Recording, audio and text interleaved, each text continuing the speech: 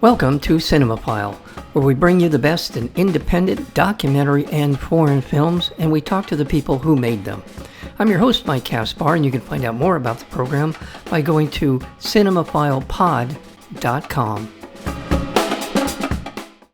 The Window on Death Row tells the story of Joaquín José Martínez, who, at the age of 24, was convicted of a double homicide in the state of Florida.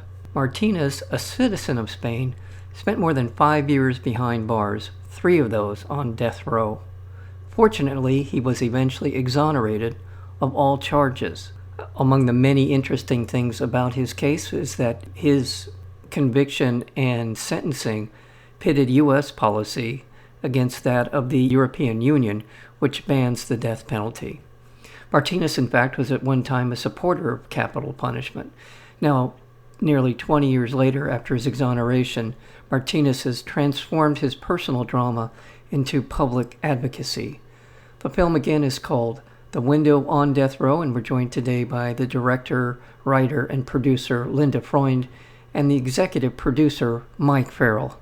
To both of you, welcome to Cinemafile. Thank you.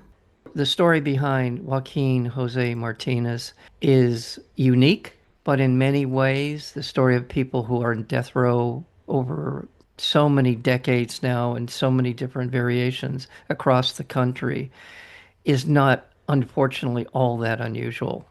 Let's talk a little bit about how you got to know Joaquín and what was it that inspired you to want to make this film?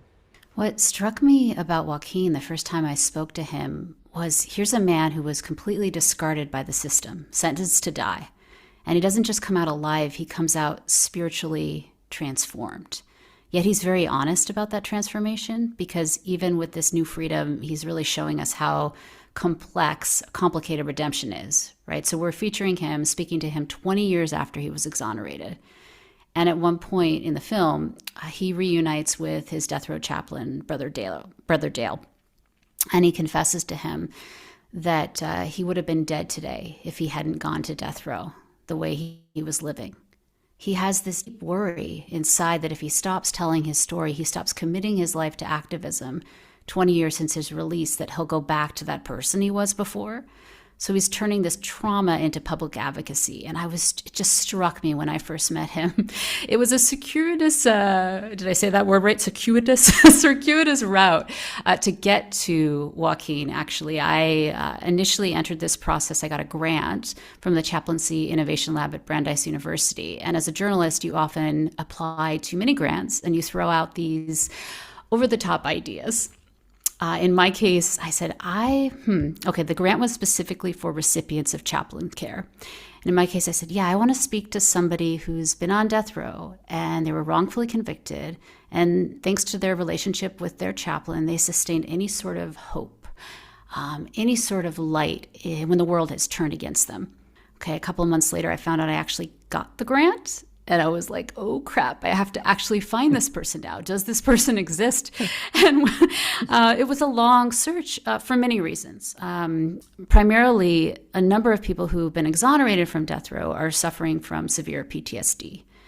And it's very important to me in my documentary work and my journalism work that when I'm working with someone, collaborating with someone on a story, they feel ready to tell their story, not pressured, ready to speak from the position or vantage point of empowerment, not victimhood.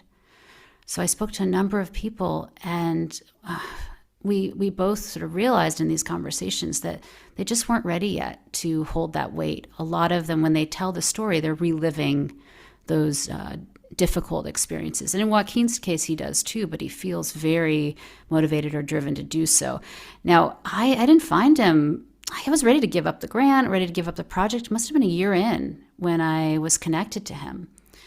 And it was just somebody who, as an aside, another exoneree said, hey, you should speak to Joaquín. Turns out I had been searching all throughout the United States. Joaquín lives in Valencia, and I live in Barcelona with my family. He's in my backyard this whole time. Goodness. It's a bit cosmic. And now the film deals with a lot of Catholic themes, very important Catholic themes. And I was raised Buddhist. I'm not a Catholic myself, though I have to say at that moment, I'm kind of looking up at the sky like, all right, if you're up there, I guess we're doing this. Like, this is the path. Well, Mike Farrell, where did you come into the project? Well, Linda contacted me and showed me the film, and I was really struck by and appreciate the fact that it deals with life after death row. She talks about the crime, and she talks about the trial, and she talks about the man being convicted, and all of that. But it doesn't take us through the legalisms. It talks about the life of this individual. Joaquin, I think, is a quite extraordinary human being, and largely probably because of his experience on death row. Having been tried and convicted and sentenced to death is not an insignificant experience to go through. And to spend time on death row, no matter how many years, is debilitating. Linda talked about the PTSD.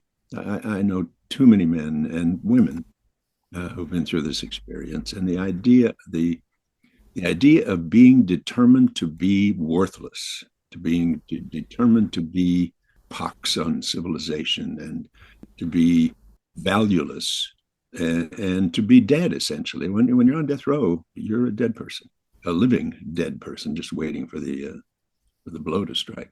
What she did here was show that there is life after death row, that this gentleman, that he is a gentleman, has changed his life from what it was before. Not that he was a murderer, but because he wasn't, but it was a different kind of life. And now he's, I would say, a simpler, sweeter, more kind human being, largely because of the introspection, probably to a significant degree, that's called for in a situation like that.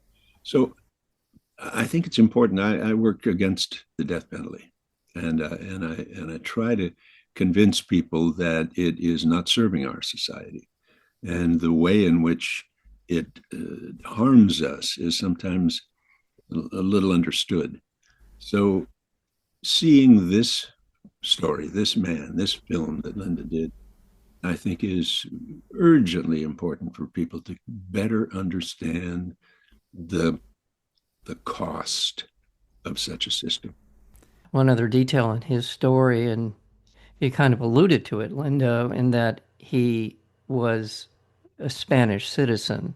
I am correct when I say that. You are correct. Okay, Spanish American. So, yeah, his case really pitted both countries against each other, Spain and the United States, to a major extent. I mean, I try to frame kind of the reaction amongst the Spanish public to Joaquin's case. And the only real comparison I can think of, an analyst at the time equated Joaquin's case and the media storm around it and the advocacy and activism in Spain to that of the O.J. Simpson case in the United States. That amount of attention, that amount of focus.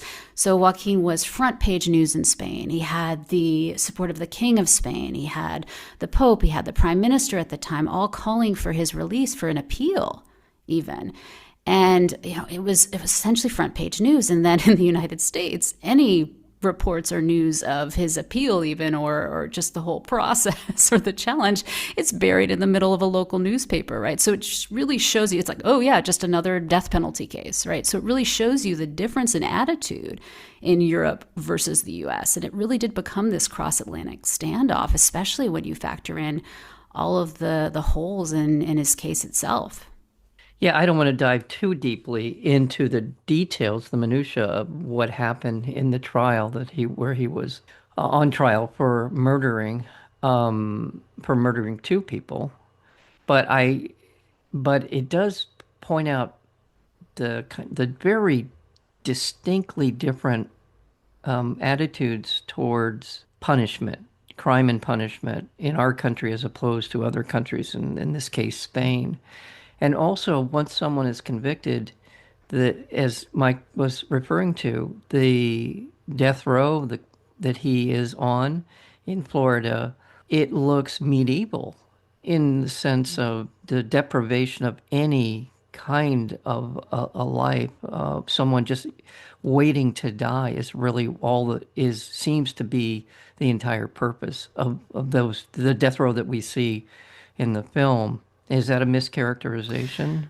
I would say the purpose conceivably is to extinguish humanity. But what I wanted to show with this film is even amongst convicted murderers, and mind you, there's this misconception that everyone on death row says, oh, I'm innocent. That's not the case. There are people there who have admitted to various crimes. But what I want to point out is that there is a lot of humanity there. There may not be windows on death row, as Joaquin points out in a dramatic scene in the documentary, but there's humanity, and there's this scene in the documentary that really accesses that. Joaquin's first day on death row, he arrives there, and he's crying and he's overwhelmed, and he's 24, he's a kid. He doesn't know how he ended up in this situation. I mean, he hired his divorce lawyer for a criminal case. So that shows kind of where his mind was at that point. So he gets there his first day on death row, and these men who he thought his whole life were monsters, they hear him crying and they offer him food and some writing material, and they form a brothership with him. And so amid all of this, it shows you there is something there. There are gems of humanity, and there's this dissonance as well that Joaquin faces, and that I hope the viewers face, so they can understand what's really going on behind closed doors. And I really appreciate, by the way, that you pointed out you didn't want to kind of drill down into all of the details of the case, because that really was the thrust of this documentary. And my goal as a filmmaker is I wanted to smash that true crime formula that we're all addicted to. I mean, myself included. But it's an approach that's really turning viewers into the judge, the jury, and prisoners into an prisoners into an it, or an exoneree like Joaquin into an it. So they're guilty until proven innocent. And I just didn't want to do that with this story. I wanted to give just enough information to show that Joaquin had been essentially screwed by the system. But I didn't want to ask, did he do it? I didn't want to relitigate. I wanted instead viewers to ask themselves, how did he find humanity, hope, any sort of heart in the bleakest of scenarios? Just quickly want to remind our listeners we're speaking with Linda Freund, who is the director as well as the executive producer, Mike Farrell, of a short documentary film called The Window on Death Row. Linda, if people want to check out the film, is there a way for them to watch this film? How can they? So they can watch the trailer now on windowdeathrow.com or on Instagram at windowdeathrow. I do post some clips. We are actually still in our film festival process, our cycle. You got to understand, we just premiered, maybe it was about 3 months ago at the Rhode Island International Film Festival, Flickers, and we found ourselves pretty rapidly qualifying for the Oscars. Yet we've only screened it at 2 to 3 festivals so far. So we're still beginning, and we will be regularly updating the website itself with screening locations. In 2026, we will be screening in the Bay Area at a festival, and we also will be screening in Mississippi. We're planning more screenings in Florida and Chicago as well, so definitely stay tuned. Okay. And the site again? windowdeathrow.com. Thank you. And also, in regards to what you were just describing, it won the Grand Prize Audience Award for Best Documentary at the Flickers Rhode Island International Film Festival, and has been getting a lot of attention, as well as at the La Femme International Film Festival and the Immaculate Heart Community Filmmaker Award at the LA Shorts International Film Festival. So it's doing, as they say, it's smashingly and in the film festival run. So congratulations on that.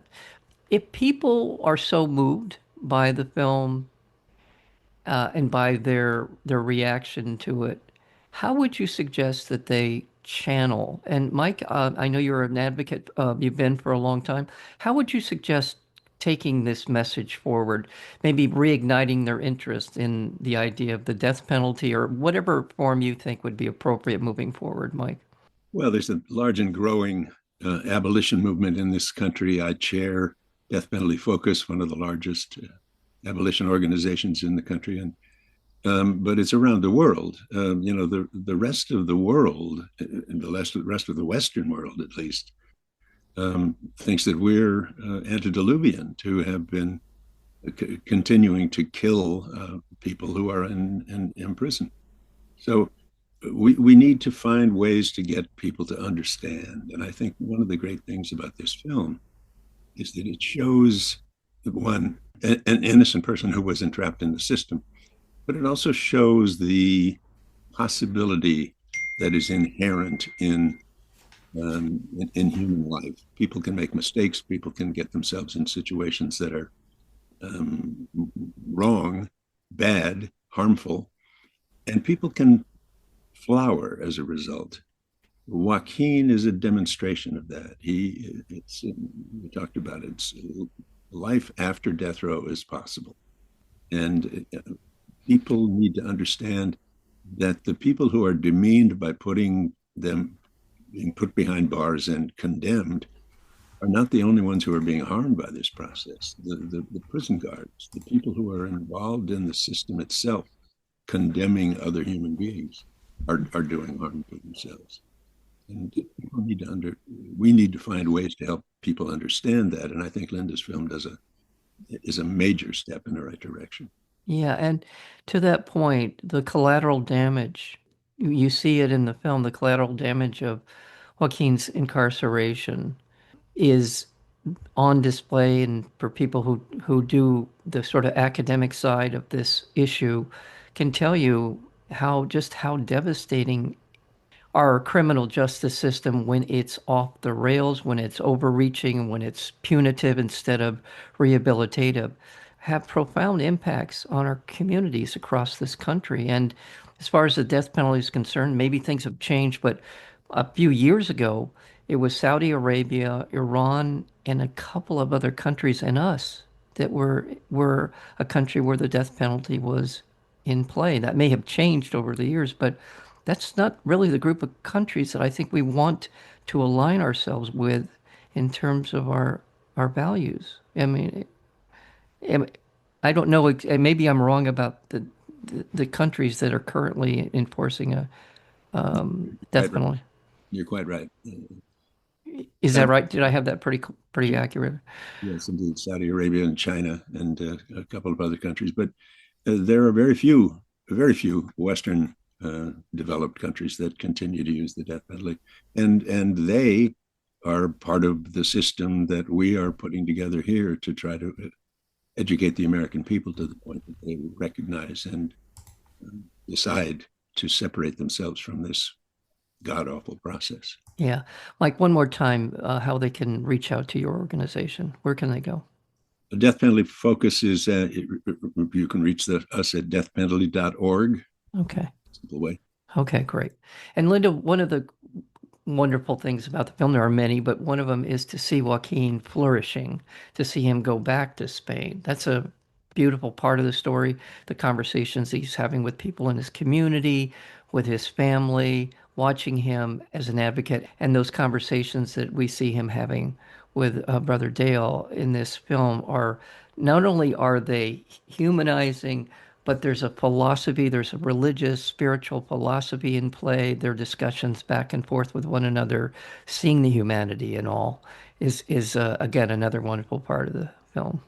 Oh, thank you very much. Yeah, I also love that we got to show visuals and Joaquin's experience with the fallas in Valencia. It's a tradition, and for those who haven't been to Spain or Valencia before, I definitely encourage you to go. They essentially build 2 to 3 story fires, and they burn it. They burn different items in the fire, and it's a sense of renewal. It's for the Saint Joseph, the patron saint of carpenters, and it's a renewal. It's the equivalent to a new year, and it's a moment to reflect and to rise out of the ashes. And I think of it as the perfect metaphor for Joaquin's journey.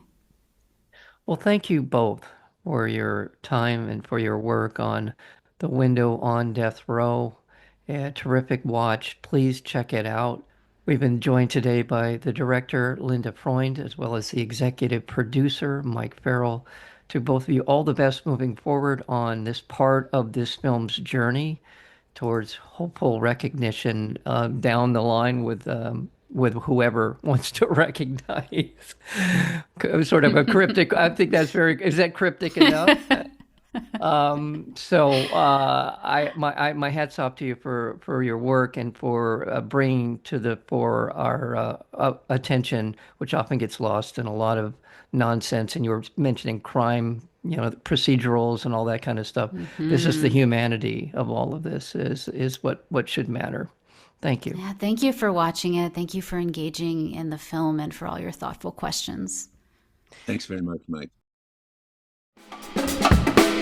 You have been listening to Cinemafile with Mike Kaspar, the place where you will hear from the best in independent documentary and foreign filmmakers. Please check out our previous interviews as well as upcoming interviews and special programming by going to cinemafilepod.com. We are also available on Apple Podcasts, Spotify, and YouTube, searchable under Cinemafile with Mike Kaspar. Until next time, thank you for listening.